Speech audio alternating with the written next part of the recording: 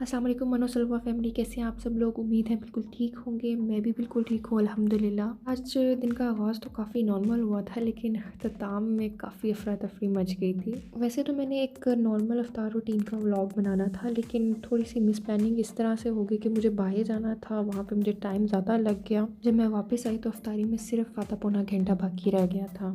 मैंने फिर as a challenge accept किया और अफ्तारी बनाना शुरू कर दी। इफ्तारी की रूटीन तो मैं आपके साथ बाद में शेयर करूँगी। इससे पहले आप लोग देख रहे होंगे कि मैं लहसुन अदरक का पेस्ट बना रही हूँ।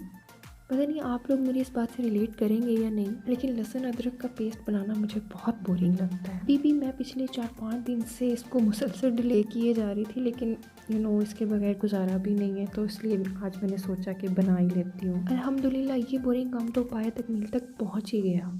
और इसके साथ मैंने बनाया मटन कौरमा। अगर आप इसकी रेसिपी देखना चाहते हैं तो ऊपर दिए गए लिंक पर क्लिक कर लें। इसके बाद जैसा कि मैंने आपको शुरू में बताया था कि मुझे किसी काम से बाहर जाना था, तो मैं बाहर आ गई थी। बहुत अच्छी धूप निकली हुई थी और सर्दी में भी काफ़ी हद तक कमी आ गई है।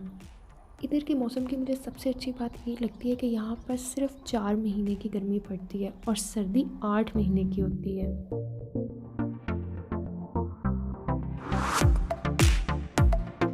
अल्लाह का शुक्र है, ठंडा मौसम होने की वजह से रोज़े गुजरने का तो पता भी नहीं चल रहा। इधर रात के पौने 9 बजे रोज़ा खुलता है। बाहर कुछ मुझे ज़्यादा टाइम लग गया और जैसे ही मैं घर पहुंची तो घड़ी देखकर मेरे तो पसीने ही छूट गए।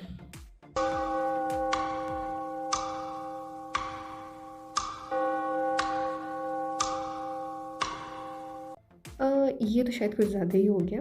खैर, मैंने जल्दी से अपने माइंड में मेन्यू प्रिपेयर किया जो भी मैंने इफ्तार में बनाने का सोचा था, और ये अब मैं पकौड़ियों को गर्म पानी के अंदर भिगो के रख रही हूँ। और ये दूसरी तरफ मैं आलू बॉईल करूँगी दही बल्लों के लिए। अच्छा, आप लोग मुझे ये बताएं कि अगर आप लोगों के ऊपर ऐसी कोई सिचुएशन आ जाए जिसमें अचानक से आपने कुछ करना है, कोई डिसीजन लेना है किसी भी किस्म का, सिर्फ कुकिंग रिलेटेड है, तो क्या आप लोग भी घबरा जाते हैं या बड़े तहम्मुल के साथ अपने डिसीजंस लेते हैं और काम करते हैं? मेरे साथ तो ये होता है कि एक दफ़ा तो मैं पैनिक हो जाती हूँ, लेकिन कुछ ही देर बाद मैं अपने आप को संभाल लेती हूँ और ख़ुद को रिलैक्स करने की कोशिश करती हूँ। और फिर मैं ये सोचती हूँ कि मैं ये काम कर लूँगी, मैं ये काम कर सकती हूँ। और बिलीव मी, उसके बाद कोई भी काम हो, किसी तरह का भी काम हो, वो काम हो जाता है। ये मेरा ये मानना है कि एक इंसान के पास सेल्फ़ कॉन्फिडेंस उसका सबसे बड़ा वेपन है, द मोस्ट पावरफुल वेपन। और ये मैंने इधर रेडीमेड दही भल्लों का पाउडर लिया है। इसमें जस्ट आपने पानी ऐड करना है और बहुत ही ज़बरदस्त भल्ले तैयार हो जाते हैं। वैसे खामखा लाइफ को कॉम्प्लिकेट नहीं करना चाहिए। जो चीज़ आपको आसानी से अवेलेबल और आपको उसका जायका भी पसंद है तो आप उसको यूज़ कर लें, इसमें कोई मसला तो नहीं है। क्योंकि कुछ लोगों का ये पर्सपेक्टिव होता है कि होममेड होना चाहिए, सब कुछ घर में बनाना चाहिए, लेकिन देखिए हर चीज़ आप लोग घर में नहीं बना सकते और बाज़ औक़ात आपके पास इतना टाइम भी नहीं होता। इधर यूरोप में जिस किस्म का लाइफ़स्टाइल हम फ़ॉलो कर रहे होते हैं, वहाँ पे हमारे पास कोई हेल्प नहीं होती है। हमने हर काम, मतलब आपने अगर सब्ज़ी की कटिंग करनी है, आपने बर्तन धोने हैं, आपने घर की सफाई करनी है, ईच एंड एवरीथिंग हम खुद ही करते हैं। तो इस तरह की सिचुएशन में मेरी ये कोशिश होती है कि मैं कम टाइम में ज़्यादा काम कर लूँ, और इस तरीके से मुझे अगर कहीं से आसानी मिल रही है तो मैं वो अवेल कर लेती हूँ। खैर, इस सिलसिले में हर किसी का अपना अपना पॉइंट ऑफ व्यू होता है और हमें हर किसी के ओपिनियन को रिस्पेक्ट देनी चाहिए। ये मैंने स्प्रिंग रोल्स बना के रखे थे, जिनको अब मैं डीफ्रोस्ट कर लूँगी। अगर आप इनकी सिंपल सी ज़बरदस्त रेसिपी जानना चाहते हैं तो ऊपर दिए गए लिंक पर क्लिक करें, और मैं डिस्क्रिप्शन बॉक्स में भी इनका रेसिपी लिंक दे दूँगी। और ये मैं दिखा रही हूँ कि आलू बॉयल हो गए, इनको मैं अब साइड पे करके रख दूँगी। और अब बारी है फ्रूट चाट की। और जैसा कि मैंने आपको पहले भी बताया था कि फ्रूट चाट हमारे इफ्तार का एक लाज़मी हिस्सा है और वो ज़रूर बनता है। तो जो भी सीज़न के फ्रेश फ्रूट्स होते हैं वो मैं शामिल कर लेती हूँ। फ्रूट चाट की रेसिपी तो बहुत ही ज़्यादा सिंपल है। जस्ट मैं फ्रूट कट करती हूँ और उसके अंदर चाट मसाला डाल देती हूँ एंड दैट्स इट। ना मैं कोई उसके अंदर शुगर ऐड करती हूँ, ना कोई जूस वगैरह इस तरह का।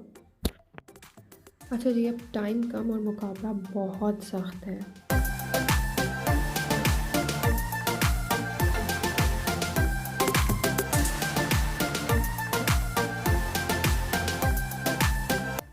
बस ये अब तमाम फ्रूट्स कट हो गए और इसके अंदर जस्ट आपने चाट मसाला ऐड कर देना। वो तो ज़ाहिर है कि टू टेस्ट ही ऐड करेंगे जितना जिसको पसंद है।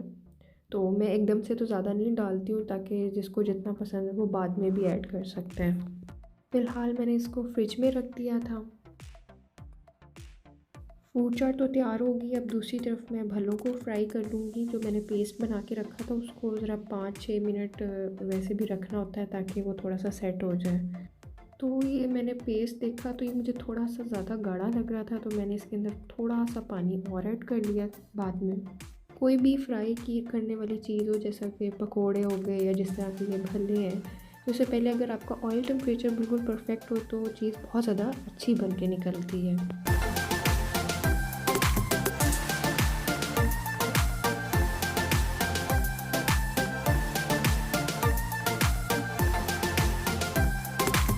फिर इसी गर्म तेल में मैंने स्प्रिंग रोल्स भी फ्राई कर लिए।